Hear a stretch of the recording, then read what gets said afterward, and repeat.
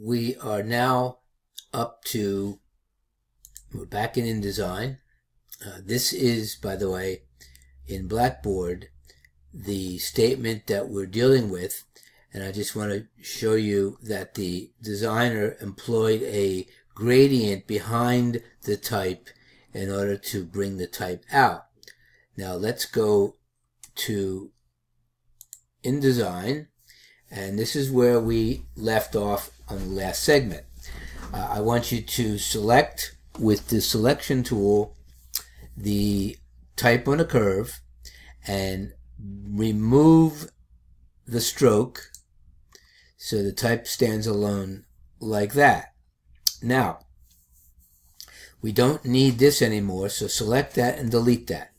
Then select the light watching over the night, click on that, and we'll bring that down here. And at this point, I'm going to design it where this is going to be centered along with this one. And in order to contrast the second phrase, the second part of the statement, I'm going to double click and get my cursor, Command A, and select the whole thing and make it into the sans serif Helvetica. And I'm going to go to Helvetica New.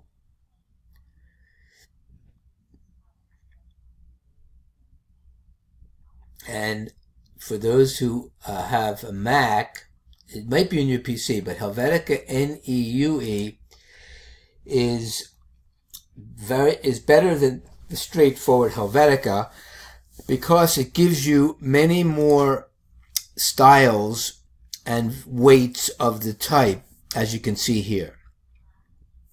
Right now, let's keep it regular, and we'll decide later on if we want to change it at all. So let's go back to our selection tool, and I'm going to click this and open up the box so it's one line.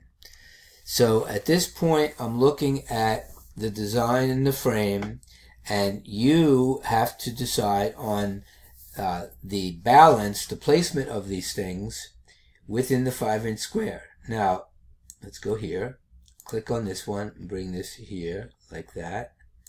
So that's a line in the center. Now, if you want to evaluate these things without seeing the bounding boxes or any guidelines, you must be in the selection tool and hit W. And that shows you a preview of what the design looks like. In this first phase, it's important that you address the location of all the elements in your design relative to the frame. And that's, remember from Viscom 1, that's called frameal reference. And you decide on how they place and how the viewer's eye will travel in the design. So I'm going to hit the W again, and we're back to seeing the bounding boxes around the particular elements. Now, in the example that we saw in Blackboard, which I think I can try to go back there, this one here, you notice that they employed a gradient from dark at the bottom to light at the top. And this offers you the opportunity to produce more contrast and emphasize the light watching over the night in this particular example. So let's go back and show you how to do that. All right, first of all, in order to do the gradient, we must draw a container that will take the gradient. So we're going to go to the rectangle tool, and we're going to draw a rectangle that goes exactly over the frame, like so. Now, at this point, the rectangle we just drew has no stroke and no fill. Now, I'm going to bring the fill in the front, and then I'm going to hit this button right here, Apply Gradient. Now, now that the gradient's applied, I'm going to make a little adjustment. I'm going to take my black arrow. I'm going to move this anchor point down so that my gradient is completely covering my frame. Now, of course, it's on top of my type. So while I work on this gradient, I'm going to do Object, Arrange, Send to Back. So now it's behind my type. In the example, in order to try to get the light watching over the night as more contrasted, we want to get the dark part of the gradient at the bottom. So at this point, you go to Window, Color, Gradient. Now the gradient panel, I'll put right here, this is showing you that the selected gradient, the object containing the gradient, is linear, which is what we want. Now the angle is what we must play with in order to see if we can get the black at the bottom and the white at the top. So I'm going to type in 90 degrees and hit return, and you notice that that puts the black at the top and the white at the bottom. Now I'm going to click this reverse, and that switched it around so the black's at the bottom and the white's at the top. Now this bar is called the gradient slider, and this tells you how much black and how much white, and this in here adjusts the relationship of the black and the white. Now let me move the black forward like this, and you'll notice that that brings more of the black on the bottom. Not too bad. I'm going to move this back a little bit more. You play with these sliders to get the effect that you want. Now, not too bad. So I'm going to click outside, and I'm going to take my text right here, which right now I can't see because it's black. I will double click the text, get my cursor, Command A selects the text. Now with the text fill in the front, I make it white. Then I go to my black arrow, and I can work with the object and move it around the light watching over the night, like so.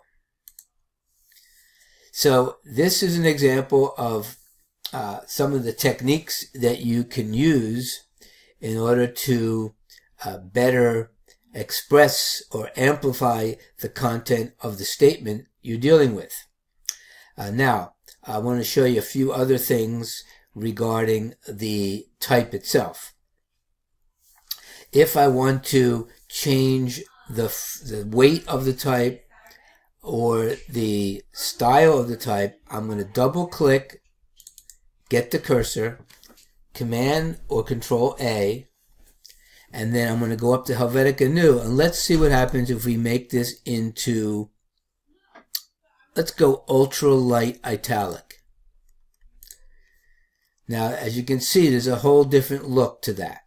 And Command, I'm going to go to my selection tool and go to the W, and here is what it looks like now. Now, this might be too light, but you can see that it stands out. It definitely is contrasting to this one here. I'm going to go W again, like so, and then I'm going to double click, select all, and I'm going to make this into, let's go light italic. That way you're going to see it a little bit better. Now, I'm going to go to my black arrow, the selection tool, and I want to take a look at the design, and I'll hit the W, and that's what my design looks like right now.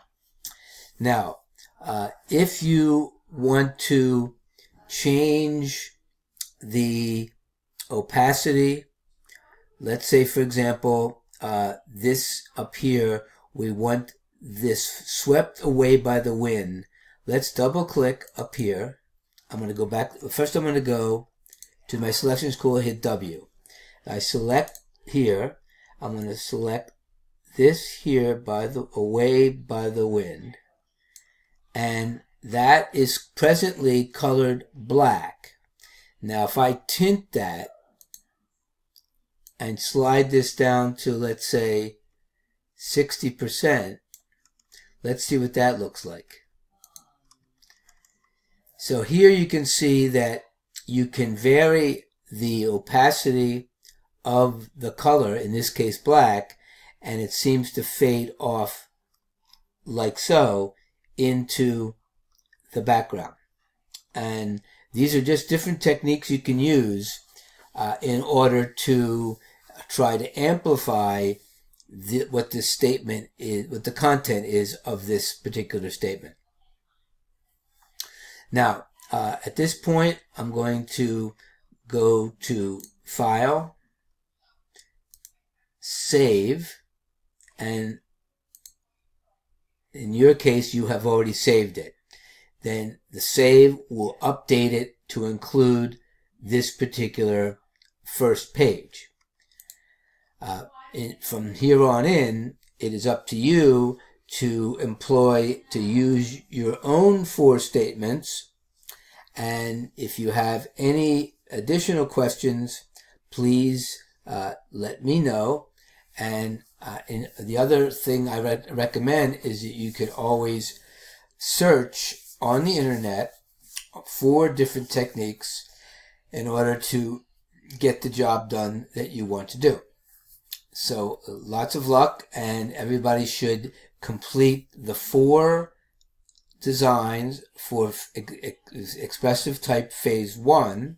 Once it's done, obviously you will file, save as, and keep an InDesign document. Then go to File, Export, and once you've completed it all, you export it as an Adobe PDF Interactive.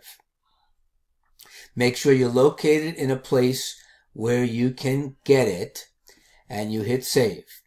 Take your PDF and place that into Blackboard, into the ExpTypePhase 1 assignment area.